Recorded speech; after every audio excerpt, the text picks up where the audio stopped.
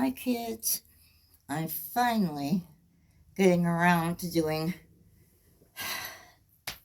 volume 3 of depression and panic disorder. This one is going back to the beginning, the very beginning when I first started to get panic attacks. Wasn't fun. Every time I got one, I thought I was going to have a heart attack and die. And quite by accident, we were going to have a couple people over for dinner, and I went to the store and I bought a bottle of wine.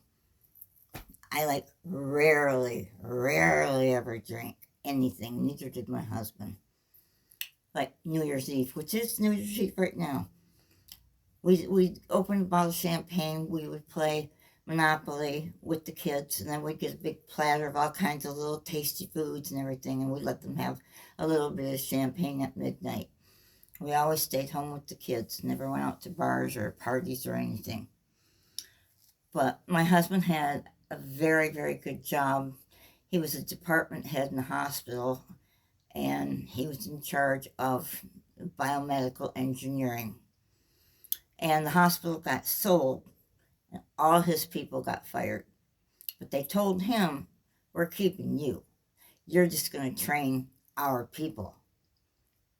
So that's what we rode with. We thought, okay, well, that's really good. Until he came home from work early one day and he said, "Nope, they told me I had to go. They got somebody else." I said, "Well, that's just delightful. Just my income now. That's not going to do anything." So he got real busy with trade magazines that advertised for medical personnel and things like that.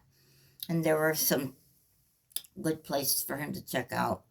And one of them was like a 90-minute drive from our house to the hospital. He went, he got interviewed, he got hired. So 90 minutes getting to work, 90 minutes coming home. That will drag your butt right out to nothing.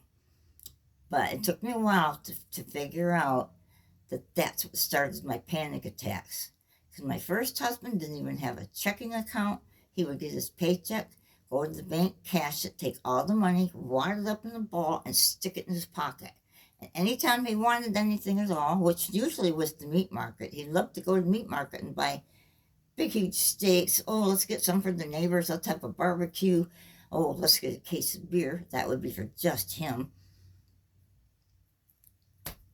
So, living with an alcoholic, you don't really want to drink anything. You just don't, and I didn't. But we were going to have company. I got this bottle of wine. I opened it up because I was preparing food. They weren't there yet. I drank a glass of wine, and bingo. My panic disorder was just like gone, gone. My panic attack was gone. So my brain associated, okay, if you drink alcohol, your panic attacks stop. And I was like really thrilled to death over that because I wasn't even sleeping but 2 hours out of every 24. It's all I could do. And I would just wake up and be like this. So this went on for a couple of years, and I drank every single day. I mean, I got to the point where I couldn't go through a day without drinking because the panic attacks would come back. Didn't understand the nature of the beast back then. I mean, when you drink alcohol, it's a depressant. And I was not on any antidepressants then. So at one point, it got so bad on a Sunday, I had my husband call our family doctor. I said, "I want to stay in the bedroom with the door locked. Tell the kids they cannot come in here. And you call our doctor and you tell him I'm ready to go to the ER. I'm shaking from head to toe. I haven't slept in 2 friggin' days. I'm afraid that I'm going to snap and I'm going to hurt one of the kids. Just please call him." And he did. And he prescribed me some Transine, which is a benzodiazepate, and it's for things like panic disorder. I took one and I was like a new person. Just one, it's all it took. And I'm like, oh my God, what a relief. Got my first good night's sleep too. So he didn't give me very many. They ran out after taking one or two a day. They ran out, and I had to go see him and say, I need more than just, here's a couple, go about your business. So he wrote me a prescription for 30, told me to take one or two a day. So that's what I did. Unfortunately, the drinking did not stop. My body had acquired not only a taste for it, but my brain still was associating you drink the alcohol, you don't have any panic disorder, in spite of the pills I was taking. So that started my journey into drinking and connecting it with depression and panic disorder. I just felt better when I was drinking. I never got sloppy drunk. I didn't pass out, nothing like that. But when I was coming near the end of that journey, I was drinking. I set my alarm at 6 o'clock in the morning to listen to my favorite radio show, Lex and Terry. Lex and Terry. Google them. Great show. Morning radio talk show. And they're friends of mine too. So I would wake up and I kept a gallon jug of wine right next to my bed and a cup on my end table. I would wake up, glug, glug, glug, glug, glug, pour a glass like this, one of those red, what are they, silo cups, the red plastic cups, fill that full of wine and be drinking wine in bed while I was listening to the radio show. Yeah, I was getting drunk then. I didn't even drink water. All I drank was wine. That was it. That was it. So I rolled that with that for a few years and it got me in trouble. It really did. It screwed my life up big time. I came back here to Michigan from Florida. I was in full-fledged, you know, alcoholic state all the time. And I had to hide it. I was hiding it everywhere. And I ended up getting into an accident and got a DUI. Had to go to jail. That wakes your ass up right quick. And not even a month later, I got a second one. That one was not, I should not have gotten that one because I was not going to drive my car. I was at someone's house and I said, I'm going to pull back over there where you keep your cars. I'm going to pull back over there and I'm going to get in the back seat. I'm going to sleep. I'm not driving home. Well, they didn't believe me, so they called the cops on me. Got an OWI. Had to go to jail again. So it doesn't pay. Alcohol, depression, and panic disorder do not go together well at all. At all. I alienated a lot of people because of my drinking. But I had to go to AA meetings. I had to go to one meeting every single day for 30 days and go back and see my parole officer and say, here, and she went, that's not for me, that's for you. I said, well, I wish I would have known that. She said, you keep that and you look at that and let that be a reminder next time you're not going to be so lucky. I was like, yes, ma'am. I still drank. I still continued to drink. And I'm not sure what happened. I didn't have anything major blow up in my face in my life. No major moves of any kind, nothing. It's just one day I just got up and I was tired of chasing the dragon. Just, where am I going to get the money? How do I get over to the store? Where am I going to hide this at? It just got to be so much. I just went, you know what? Fuck it. Just fuck it. And I stopped.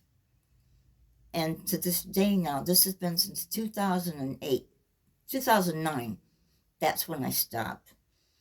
And my brain never said, oh, you want some, you go ahead, get some, it's okay, go get some wine, go get some wine. Nothing. I had nothing bothering me, nothing telling me, you really want to drink, don't you? I didn't. And I really have not drank since, other than here in the summer, we have at least one barbecue a week. Maybe two on sometimes. And only once in a while I'll have one can of Miller Lite beer. That's it, just one. I can take it or leave it. So you probably wonder why I'm doing these. I guess because I wish I could have listened to somebody like me whose life was in the crapper, who suffered from depression. I saw a psychiatrist here. I went in, I sat down, and I said, I'm taking meds for depression, But 2 weeks out of the month, I'm in bed with the covers over my head. The other 2 weeks, I'm flying around. I'm in manic mode. I believe I'm bipolar and I need something to stop it. He agreed with me, and we had to sample several different meds to go with the one I was taking to pretty much get that under control. And I finally did. Abilify was my second medication. And ever since then, I have been symptomless. Absolutely, like no depression, no bipolar, nothing. And I don't drink either. Once in a blue moon. That's it. It's New Year's Eve right now. And I had my roommate go get a little bottle, a little tiny bottle of spiced rum, and I've got eggnog. I poured one shot glass into this much eggnog. That's it. And I'm playing my guitar and just hanging out with myself, having fun.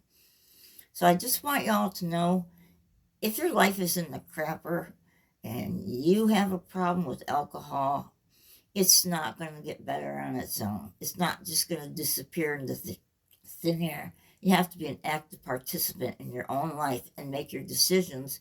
Do I want to continue to live this way, or do I want to be free? Chances are you want to be free.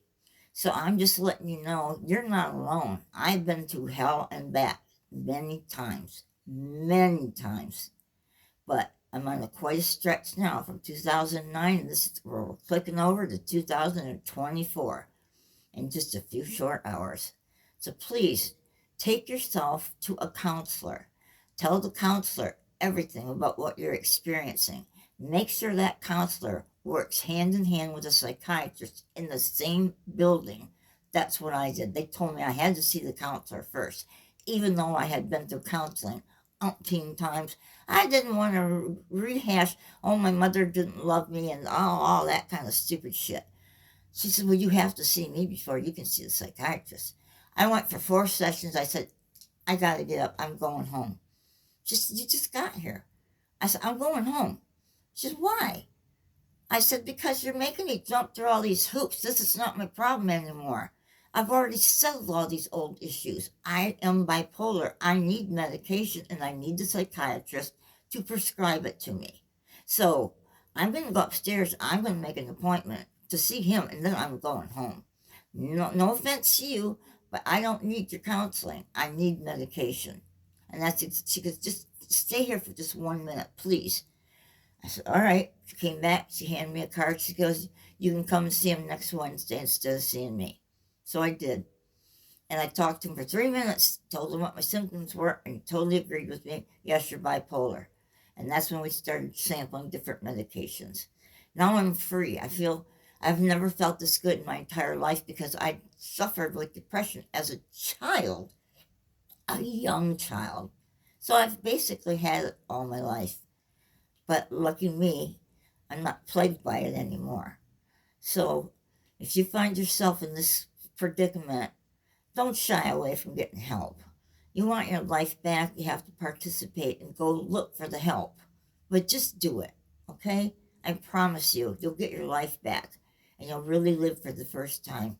And your friends and family will thank you too if you have a really bad drinking problem. They will, because they want the best for you, and they know drinking 24/7 is not the best for you. It wasn't for me.